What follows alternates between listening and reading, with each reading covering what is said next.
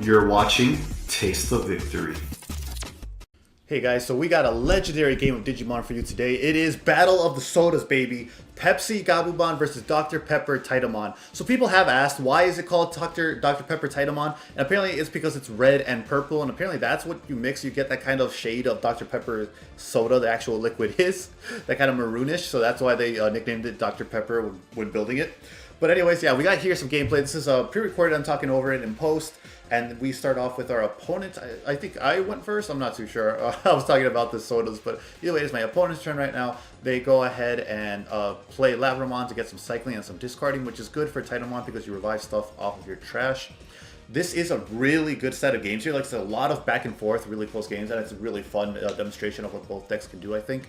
I just play another mat, because I think right here I was probably not drawing too well. So I'm just double matting, and which is unfortunate, because I think I have the Gorilla in raising over on Madoki instead of any actual Gabumon, so I get no value off of those mats, at least not right away. I think I at least get to draw off the Upamon with the Gorillamon swing, which is why I went for that. I think I just passed here. I think I legit just passed here because we're having a really rough start. This duel definitely demonstrates more what Titamon can do.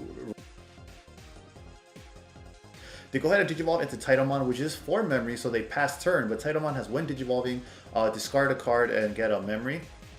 Or is it just discard, get +2 security, and then the Jinkakumon Inheritable gives you 1 memory when you're discarding a card, not Titamon itself, my bad. He calls back Jinkakumon Promote, which has Rush, so he can attack the turn he comes into play. He swings 6,000, so it lives over my Webcam, which only has 5,000 DP. He then swings his Titamon, which is 2 security checks because it does have the +1 from its when Digivolving discarding effect.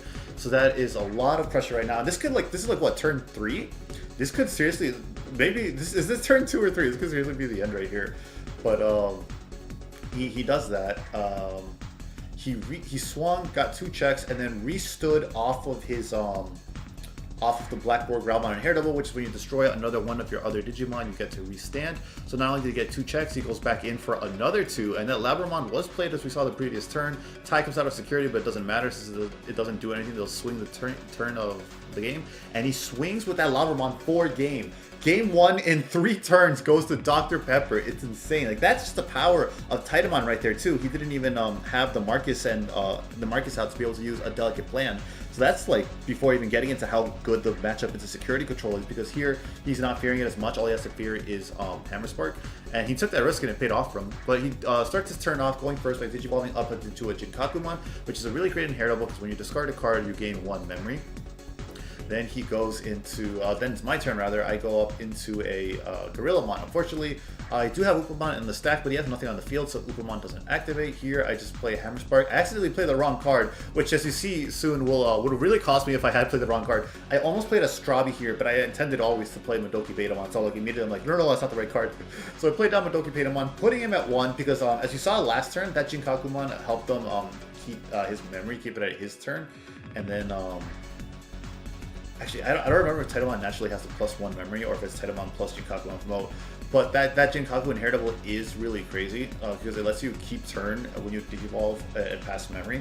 A little issue with my webcam there, but it comes back right away. So yeah, I wanted to prioritize getting that Madoki Betamon out to shut off any stop passing turn shenanigans and keep his Titamon on his turn after he Digivolves into such a big guy, because it is 4 memory. So a lot of the time you are going to be passing turn, and the only reason it's not is because of those inheritables, those gain memory effects that Purple has. So Madoki Betamon comfortably shuts that off, and since he doesn't have Kinkakumon in his sources, he cannot delete it, because Kinkakumon has, when trashing a card, you can delete a level 3 or lower Digimon. And man, this Strawbymon has awful hits. If you look at those hits, 2 options out of the bond. That was a horrible hit. Hoping to grab a tamer there, a mat or something, but yeah, Kinkakumon lets you delete a level 3 or lower, which is really great in this matchup, really great in any matchup that has those memory blockers, because then you could go back to your normal strategy. So what he could have done is you could have hardcasted a Kinkaku and then Digivolve into a Promote, which is only 1 memory over a champion. At some point in the game could have done that to hopefully try and get that effect live, because this deck is already committed to it, but like if even in that racing area he could go into Kinkaku or something. But I think the fact of the matter here was back then he wasn't seeing it, like he couldn't draw into, unfortunately, his Promote or his Kinkaku to even get the inheritable, rather. And then I go ahead and promote my Gabumon. I'm at 3 memory, so I play a Titamon for 2, making all our red options that we're running in Pepsi live. Swing with Gabu. He lives, thankfully. Swing into a Rebelli with that Strawberry, so that is gone. After that, I think here I just wanted to be careful and not swing too much because I didn't want to hit like an Underworld's Call in security or something and suddenly put myself way behind in value, because depending on what he calls off of that, you get a lot of value in purple. I didn't want to risk something maybe destroying me in security or destroying something else on the board. I'm not sure if they even run something like that, like maybe Darkness Claw or something. I don't think they run this, because there was some changes here since the deck profile, which you can see on the channel. There's a deck profile on this channel. If you want to click somewhere at the top right at some point in the video, it'll be there. And you can also click the link to get to the Pepsi Bond tutorial, probably at the beginning of this video once I'm done editing and post. So yeah, I just want to play it safe, not go for the extra swings, because even if he is able to clear boards here, he has to clear like 4 bodies at least to stray off of lethal. So I can afford to lose 2 bodies here. He swings over the Gorillamon, and that Digimon coming out is really good. I believe I lose a memory every time I swing with it, so that does keep me from lethal.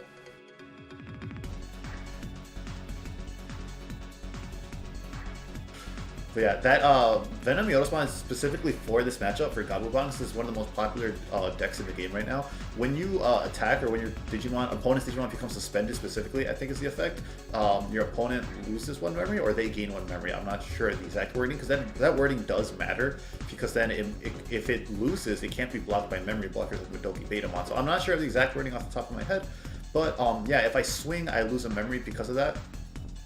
So I go to 0 off of there. Actually, did we already forget the effects? Swing again. And then, wait, are we not? Because I should be at 0 and that should have passed turn.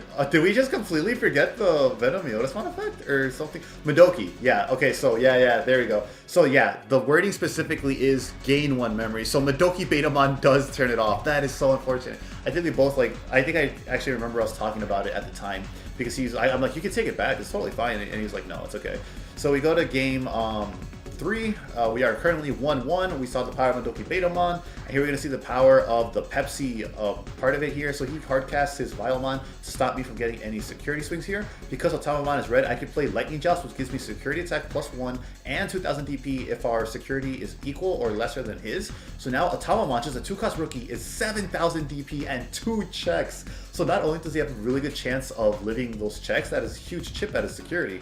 He debated, as you saw for a second there, if he wanted to block or not, because if he wanted to trash that hard casted level 4. So he did, he blocked it, and it did destroy him. So we cleared his blocker that would have blocked the rest of our rookies too. So we have no fear for that now. That is the power of Lightning Joust Pepsi, baby.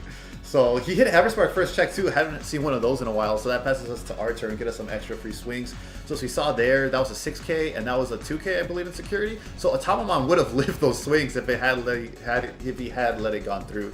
I kind of wish I reversed the order of those swings then, because then something would have stayed on board. But either way, we play the promo Gabumon. It searches top 5 for a Tamer. I do thankfully grab the mat. If we hadn't seen the mat, those searches would have been really bad. The footage might be a little bit too fast right now. I sped it up because this was like a 30+ minute game with lots of thinking in it.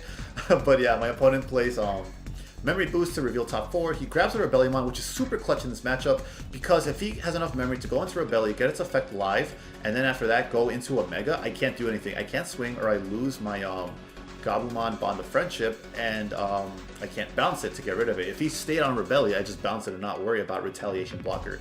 Yeah, because when you Digivolve, you discard a card and you gain blocker and Retaliation, so Rebellion is really great in this matchup. As you can see, he has a lot of text to hate this matchup, which works out really well for him, because he's been doing really good and being able to stay in the game here. He's debating if he wants to pop the memory boost or not, because I'm assuming he's going to go into a Mega here, and doing that along with his inheritables might keep it his turn, or he might just want to memory choke me, because he knows I have the mat in there, because if he puts me at anything more than 2, he gains the I gain enough to go into Gabumon Bond of Friendship, so he does memory boost to go to 2 memory. After that, he does go into Titamon, and that puts me at 2. So I am in range, because he put me at 2 memory, to go and warp into Gabumon Bond of Friendship. The problem here is that he has Retaliation blocker, so I can't do that without losing my massive advantage. Putting myself far behind more is the more proper term. So I debated there for a while, and I basically just ended up going with Rattlestar on his rookie. I really didn't want to do that, because 3 memory is a lot to give purple Titamon. It's a lot. and it only gets rid of some dumb rookie, putting it back to his hand that he'll be able to hard cast later. But the thing is, it's nice in this matchup because it doesn't send it to the grave, so he can't call it back with Titamon. He would have to hard cast it, which is 3 memory right there, and then maybe he may not be able to efficiently choke me if he does that, or it costs him another play that he wanted to do. So while I didn't like having to do that, an entire Rattlestar giving him 3 memory just to bounce back a memory blocker that could come back later feels kind of bad, but it keeps me off lethal because I know that this deck has a way. The inheritable Gabumon lets him discard when attacking, so he'll always have that plus 1 security effect at 14,000 DP. So I didn't want the extra chip off of the Gazimon, and I didn't want Gazimon causing any problems. If we see Hammer Spark in hand or security or something, it'd be really nice to actually be able to use it. He reveals Gabumon first check, and because he is only plus 2,000 DP, he is 14k, and that does delete it, so that sets him back a bit, which is really unfortunate. But he is at 4 memory right now, I think, so like he has plenty to climb back up and make some other threatening stack in security, or rather in his breeding area. I mean, so I'm assuming he might not be too worried. But yeah, either way, that is really unfortunate first check. Lucky for us, so he doesn't get the full security swings off. So now he's even farther back with no rookie on the field, no Titamon. Here he is thinking about a follow-up play, still just has that Gabumon rookie and raising, so it's not the end of the world. He does throw down the Gazi, which is what I like to see, because he has all that memory, and I force him to use up at least 3 of it, so he can't make any big plays in raising with climbing or whatever. He has to make that choice. Because he is Digi-evolving over a rookie, it is 2, putting me at 1. I was confused here. I thought Jinkaku, I was wondering like, hey, did it Digi-evolve for 1? But that's only over at Champion. So because he went over a rookie, he does Digi-evolve for 2, putting me at 1. So unfortunately, I'm not able to do the Gabumon this turn. So I go ahead and play down Davis, which lets me search top 3 and guarantees me 3 memory next turn. If I can survive a turn to get into Gabumon, guaranteed, memory-wise at least. I was comfortable with giving him 3 memory here. I think it's a lot, but he doesn't have an established board here. He would have to go into Black or Gabumon, really any level 3. He would have to go into it, and they'll put him at 0. So there's no way he'd gain back enough memory to go into Titamon or something else without passing, because I know he has only the Jinkakumon promote in his sources, which has no inheritable, so he would have to go into that and pass turn somehow. And considering both of his Megas are 4 costs. I think every single Mega he has in this deck is 4 costs, all 3 of them. That gives me at least 4 memory, which is a ton to work with. We do hit the Hammer Spark, but that is trashed off of Masamon's effect. So I was really unfortunate it didn't go through. If he had tried to poke earlier, that would have been super cool. Unfortunately, he just trashes it, which is really good for him off of security. Then we're going to go Then he's going to go ahead and hard cast the blocker, so that is even worse because now we're super far behind.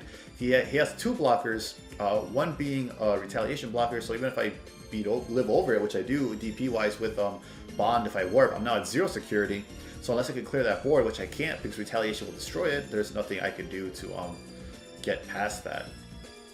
Plus it's 3 memory. Yeah, I'm at 5, but that only leaves me with so much. So here instead I go for the Lobo play. I'll try to bait the blockers so I can start clearing his board and maybe buy at least another turn since I do still have 2 security. And it does work, he does block. We missed the tie for a second there, but then we quickly realized it after. Because I Digivolve into Gorillamon, my next idea was to swing over it and live. But then I realized, wait, if I'm swinging over it, that means Lobo also got the boost. So it actually should have traded was the thing. So we discussed this here, like, I think this is a repairable game state, so I'm offering him, like, you could totally take this back, we could just repair, it's totally fine. He decides to go ahead and let it go through, which is cool, because we get Vile off the field like we wanted anyways. Maste is suspended, so that's, don't have to worry about that anymore if we have the second level to try and swing. We Digivolve, we play Otamamon, we play Madoki Betamon to stop any memory shenanigans. 3 is a lot. I'm at 2 security right now. So he cannot possibly in any way get lethal right now because he has no way to gain back memory. He has no inheritable that deletes Madoki Beta. So he can't he can't gain 1 memory and then Underworld's Call to bring back Promote and get that rush security effect. So I buy myself at least another turn, and I'm hoping to keep this buys on board somehow to be able to live another turn, because I literally just need those 2 swings from these 2 guys and I'd be in a pretty okay spot. If we could have gotten 1 more body on board, I think it would have been okay, because as you see here, as you see soon, he ends up casting a blocker. But right now he's just thinking on what's he going to discard off of that Mastemon.